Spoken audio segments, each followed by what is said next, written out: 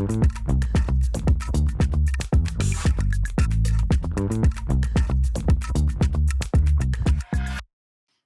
and thanks for tuning in to this episode of the Automation and Self-Service Podcast. I'm your host, Sandra Carpenter, editor of Vending Times and Kiosk Marketplace, and I'm joined today by Travis Musser, PizzaForno's West Coast lead. Welcome. Thanks for joining us today. Thank you for having me. Of course, we're really excited to kind of dive into talk about PizzaForno itself and then kind of what you all have been up to lately. So just for listeners who might be new to PizzaForno, could you tell us exactly what it is, kind of how it started, that kind of thing? Sure. PizzaForno is an automated pizza vending machine. Each machine holds about 70 11-inch medium-sized pizzas. They're made hot and ready within 3 minutes. Great tasting pizza with the convenience and stability of a pizza right away at any time, 24 hours a day. So PizzaForno it's a 21-year history, started in France under a company called Audial. And Audial carries a couple thousand machines in the country of France. And they had a little bit of difficulty moving over to the North America side because they didn't carry the proper UL technology. So they partnered with a gentleman to create PizzaForno, which is the North American brand. Nice. Okay. And so how does the machine itself, so when someone walks up to the PizzaForno machine, what can they expect / how does it work? Are there customizations available, that kind of thing? Sure. So it's very simple. It's all ADA approved. So, anyone can walk up and order a pizza, but it's all automated, so which is very nice. The process is very simple. It's a touch screen. You walk up. There are 6 different types of pizza right now. We carry pepperoni, cheese, meat lover. We have a breakfast pizza, barbecue chicken, and a vegetarian as well, with some more fun ones to follow. But they come made ready to order. So each pizza carries a par bake on the crust. So the crust is previously cooked. All the toppings are fresh, but they are made ready. So they are thawed inside of our machine, which carries 70 of these pizzas at one time. And they're made ready right away. Nice. So how does the maintenance of, I guess I'm wondering, how do you kind of upkeep with the inventory on the machines? How does that work? And do you all have kind of remote monitoring available to see which toppings, for example, might be running low? Sure. So everything is automated. We get live updates every time a pizza is sold. We have low inventory updates. Each pizza is good in the machine for 5 to 6 days. Now we do take them out ourselves after 3 to make sure we're providing the best quality available. But once it hits that second day in the middle of the day, we get updates as far as our product is running low, and we need to make sure we update it.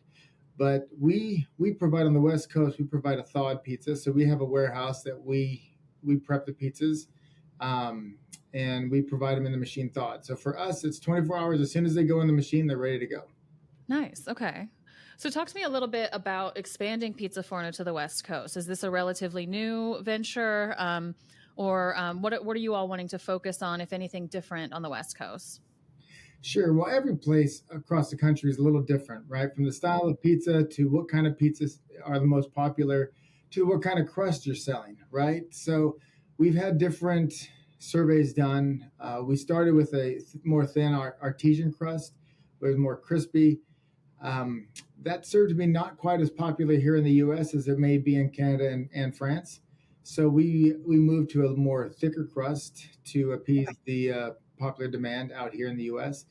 And then everything from the West Coast to the East Coast, it's a little bit different. So, what might be the top seller on the East Coast might, be towards our bottom seller on the West Coast. So we really do customize everything with trial and error, some research, and we try to provide, what's selling in your particular area. And even here in Southern California, certain areas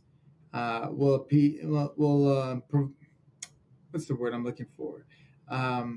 Prefer a different type of pizza, right? So depending on where it's located, it depends on what we put in the machine.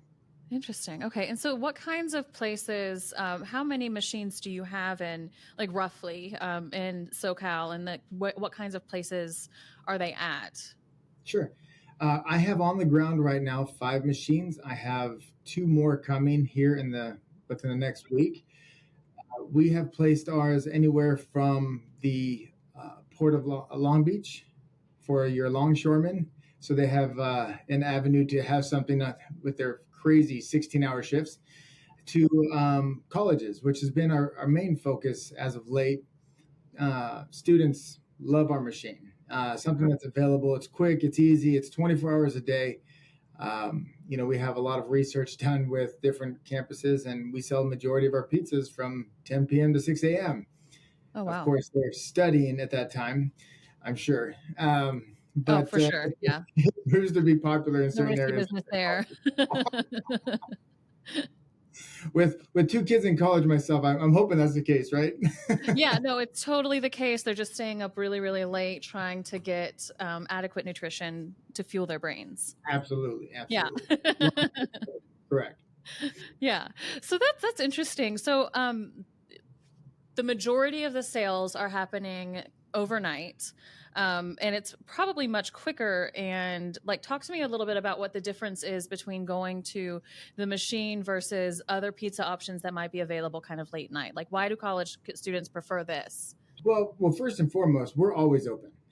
So convenience is a key. I tell people all the time, my pizza tastes great. At midnight, it's the best pizza you've ever tasted, right? Because you're comparing it to something that's not even available. So convenience is the key factor. And then at that point, all we have to do is work on the quality, and our quality so far is definitely above average. I tell people all the time, this is not meant to be a sit down gourmet scenario. Okay, we are providing a above average quality, convenient pizza 24 hours a day. Fascinating. Okay. And so, what has been the reaction of students to the machines? Oh, the students love it. It's fun to begin with, right? We try to generate different things to get the students engaged. We have an ambassador program that they can sign up online, and then it helps push them to push the product. Just a couple qualifications need, like you got to be a pizza lover, so you have to have tried our pizza, and then two, you just got to be excited about it. That's the key thing. So, but there's ways to generate. You can earn some extra cash in doing so. You can earn extra swag, free pizzas, just different things for students to help them um, push the product as well. Cool. Okay. So, about the ambassador program, is this something where like you want students to be sharing like what's involved for the student? Sure. What kinds of things do they need to do as an ambassador to promote the brand? Sure. So we have a link on each machine that they can download. It takes them directly to our website, to the ambassador program, where they sign up, provide minor information, some personal information. That's why we request it to be done on a secured site. But and then once that hits, as soon as they sign up, it goes to me, and I reach out to them directly, and I express, what our goals are and what their goals are, right? So everyone serves a different purpose. Some might work for a sports team. Maybe one of my colleges, I'm good friends with the baseball coach there, and he's going to be signing up a lot of his baseball players because this is a way for them to generate some revenue for the program. And they all love the machine. So now what they're doing is they're influencing others to, hey, try this machine, use this code, and try this machine. And every time that code is used, they get a little piece of the profit. Incredible. Okay. So not only are they enjoying the actual pizza and the offerings, but they're also incentivized to like almost kind of like profit share there. They're A invested little in the bit. brand as well. That's really interesting. I'm wondering if, like, especially in this rollout in Southern California, has there been anything that surprised you or anything that maybe you didn't expect with the recent rollouts? Well, I will be honest. I mean, California is always a tough place to start a business, right? So, um, The health department has been fantastic to work with in all the different counties. Part of what they like about our machine is it's the pizza never gets touched. It's always in the box from the minute we place it inside the machine to the minute the customer receives it. So that's first and foremost. The most difficult process has been more of a building and planning. Uh, you're talking about something that's never been done before out here. So when you mention a vending machine, you're mentioning something that's typically about 4 feet wide by 2 feet deep, and snacks or sodas or something of that nature is what is delivered. Truth of the matter is, this concept coming from Europe, we're as the United States, we're so far behind in the vending world that when you mention an outdoor pizza vending machine that's 80 square feet, it's about the size of a parking spot. A lot of places in Interesting. building and planning really don't know what to make of it.